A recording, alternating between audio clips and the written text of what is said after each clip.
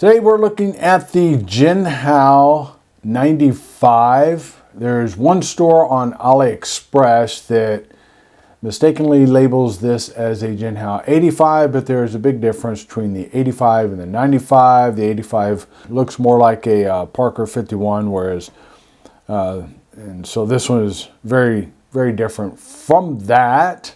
I bought this off of eBay for around $9. The body materials, this is a full metal pen with just a couple of plastic components, but you have the gold on the body finial as well as the cap finial and the clip and the band. On the inside you have gold on the grip section and you have a two-tone nib. This is a cartridge converter pen and I have a converter in it. The converter comes with the pen. These are metal threads, of course, on the grip section there, and then there are metal threads inside the body. No problem there. The threads are kind of loose fitting a little bit, but once you screw it in, it holds really good. They could have stood, and you know, Jinhao does this on some of their pens, but not all of them. But they could have stood to put a rubber O-ring right in here, just to kind of snug it up a little more. I think when you do metal pens, that's a good extra that you can do. But like I said, once you get it on there and you don't have to torque it too much, this holds very securely, doesn't wiggle at all. Then the cap has plastic thread. Oh, it's not threads. It's just a plastic insert there, and it is a snap cap, and the cap holds firmly, but you can work this cap with one hand easily. At least I can. The clip is firm but very usable. It's not as tight as what I've seen some others, and it's rounded on the end. So this will go over a shirt pocket or some other thin material very easily. Again, the cap finial is at 24 karat gold. It's slightly rounded, just slightly. The clip, very simple styling going down. There is nothing, no ridges or anything on that. On the underside, you can see that it's just that bent metal. So, but it is a good clip. It works. On the band, it just simply says Jinhao, and then on the back side of the band, it has 95. And I'm glad that Jinhao did that, put the 95 on there. They don't put the numbers on all of their pens, and I really appreciate that, because you start buying enough of these pens, you forget what's what. So there are a variety of colors, and I put up there, and anywhere from, they got red, green. I like the green and gold as well, but I went with the classic black and gold this time. They do have a white version, like this one, a black with gold trim. They have a black with chrome trim, and then a black with black trim. And I believe the black trim one also has a black nib. So if you like that stealthy, I have enough stealthy pens, so I thought I'd go ahead and go with this more classic type of pen. The pen is postable, and it posts very securely with the plastic insert. Should fare well as far as holding up. It's just a tad bit back weighted, but you know, it seats, you know, pretty deeply on there. So unlike some pens, when you post them, this doesn't stick out too much off the back. It's not, I don't detect too much back weight here. I mean, you can detect a little bit because it is a metal pen, but it isn't too bad. So it does post securely.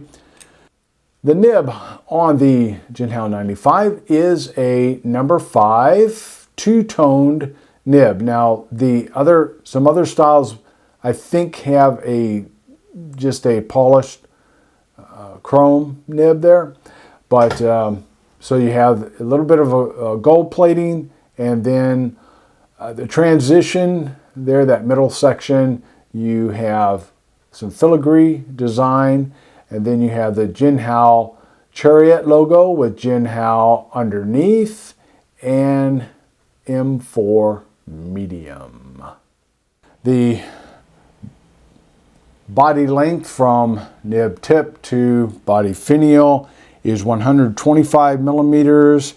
Capped from finial to finial, it is 138 millimeters. And posted, it is 152 millimeters. The body girth or width starts at about 11 millimeters, right at the end of the black there. And then it tapers down slightly to about 10.5 around there. And then the taper increases a little bit more down there. So this is a pin on the thinner side, but not too much. So the grip length from the base here of the grip all the way up to just before that little flare there is 30 millimeters. The grip girth starts at 10 millimeters, ends at 8 millimeters, so right in the middle there, it's about 9 millimeters. 9 millimeters isn't too bad. I'm okay with that.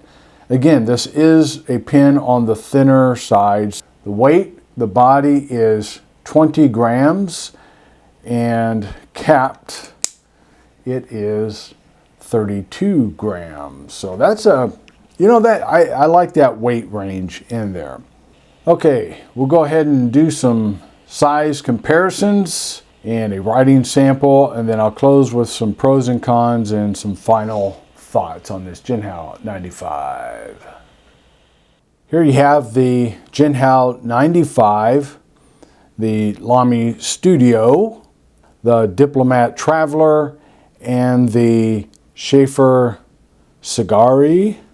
All right, I wanted to do an initial comparison with some pins that are like size. Then I have a couple others a little bit bigger just to give you a kind of a perspective that way. So we'll go through this. Here they are uncapped. And as you can see, you can get even thinner if you go with the Diplomat Traveler. All of these have similar nib sizes. And here they are posted. And as I said a little bit earlier, just to give a little bit of perspective on size, again, you have the Jinhao 95, another black and gold pin that I have, the Diplomat Excellence A, and then the Pilot Custom 823. And here they are uncapped. Obviously a big difference in nib sizes, and there's some girth differences as well, but just to show you that the 95 isn't super thin. It's not like the Diplomat Traveler, but there is some difference there. So just so you have that, I'm not gonna post these. We have the Jinhao 95. This is a medium nib, although it could be called a fine medium. It's a medium. It's at least a medium that writes on the finer side, but I didn't. The ink that I'm using is Monteverde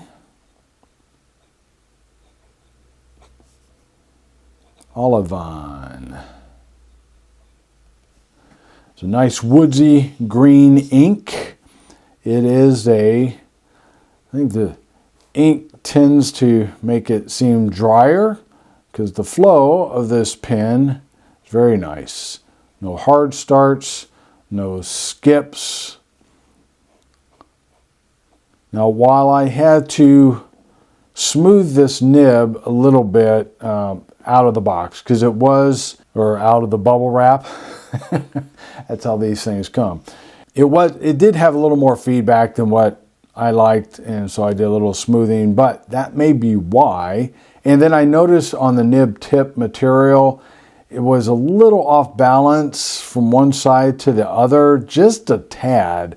So that may be why the top to bottom strokes and the right to left strokes have a little more juice to it than, say, the bottom to top and the right to left strokes. So let me do that over here.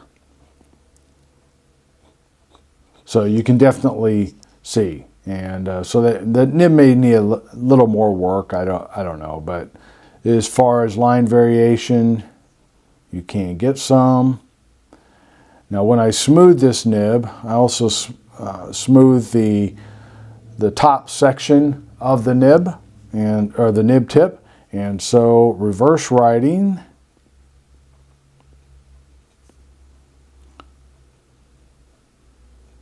Is very well. Not much feedback at all, and it flows very well. So what do I think about the Jinhao 95? I like it. All right, stay tuned for some pros and cons and final thoughts of the Jinhao 95. All right, cons for this pen is, one, it has a metal grip, and you may under no circumstance want a pen with a metal grip, so that could be a deal breaker for you. Also, the number 5 nib might be a con, as you know that the smaller the nib, the greater the angle, writing angle is for your pen. I prefer larger nibs, so my writing angle isn't increased as much, but I have to admit that as I was using this pen, it's kind of like Schaefer nibs. They're short, and so you have to write with a greater angle. But as I used it, my hand adjusted, so it wasn't that big of a deal. With this fit and finish, or the finish of the pen being, there's not texture to the gold or to the black lacquer, and therefore the potential for being a fingerprint magnet is there. I haven't had a problem with that, but it could be there. However, you're not going to get that on the grip with that slight texture there. As far as pros, I think this is a very classy looking pen. It is streamlined without being too bulky, but not too straight. The nib, even though it's number 5 and it increases the writing angle, fits the streamline of the pen. You would not want a number 6 nib on a pen this size. So the number 5 looks great on this pen. The clip is firm, but it is very useful. The grip, here's the pro to this grip, is that it is slightly textured. So it's not as slippery as a full, shiny metal grip. So that could be a pro there. If it's going to be metal, at least the pro is that it is slightly textured. Another pro for this pen is the weight. I think at 20 grams for the body and 32 grams posted, I think this is a good pen. It is a well-balanced pen. Okay, my final thoughts on this pen. It's a wonderful styled pen. It is unassuming yet classy in its fit and finish. The Jinhao 95 definitely has its place in a business setting especially. For around $9 USD, it is a great value for a nice writing pen. So there you have it. Thanks for watching the Jinhao 95. You have a great day.